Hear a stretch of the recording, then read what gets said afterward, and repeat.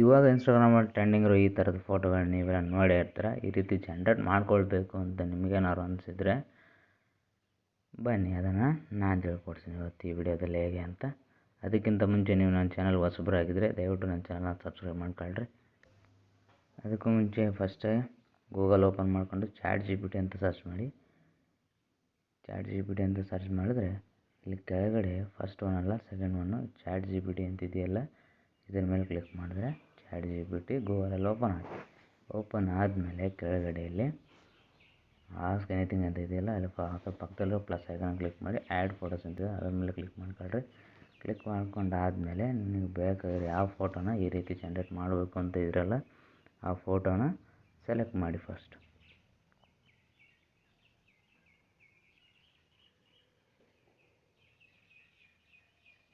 ಇದೇ ರೀತಿ ಬೇರೆ ಬೇರೆ ಈ ಥರ ಟ್ರೆಂಡಿಂಗಲ್ಲಿರೋ ಯಾವುದೇ ಫೋಟೋಸ್ ಪ್ರಾಂಪ್ಟು ಅದೇನಾದರೂ ಬೇಕಾಗಿದ್ದರೆ ದಯವಿಟ್ಟು DM ಮಾಡಿ, ನಾನು ತಿಳಿಸ್ಕೊಡ್ತೀನಿ. ಫೋಟೋ ಸೆಲೆಕ್ಟ್ ಆಯಿತಾ? ಸೆಲೆಕ್ಟ್ ಮಾಡ್ಕೊಂಡಾದಮೇಲೆ ಡಿಸ್ಕ್ರಿಪ್ಷನ್ ಕೊಟ್ಟಿರೋ ಪ್ರಾಂಪ್ಟನ್ನ ಸೆಲೆಕ್ಟ್ ಮಾಡ್ಕೊಳ್ರಿ.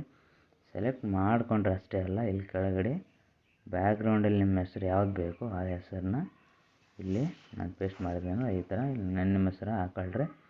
ಹಾಕ್ಕೊಂಡು ಪಕ್ಕದಲ್ಲಿರೋದನ್ನ ಕ್ಲಿಕ್ ಮಾಡಿದ್ರೆ ಪ್ರಾಂಪ್ಟ್ ಪೇಸ್ಟ್ ಆಗುತ್ತೆ. ಆವಾಗ ChatGPT ಇಮೇಜ್ನ ಜನ್ರೇಟ್ ಮಾಡೋಕ್ಕೆ ಸ್ಟಾರ್ಟ್ ಮಾಡುತ್ತೆ.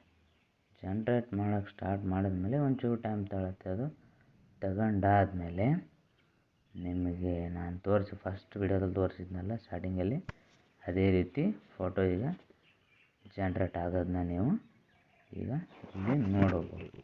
ಇದೇ ಥರದ ಟ್ರೆಂಡಿಂಗ್ ಫೋಟೋಸ್ನ ತರ್ತಾ ಇರ್ತೀನಿ. Thank you.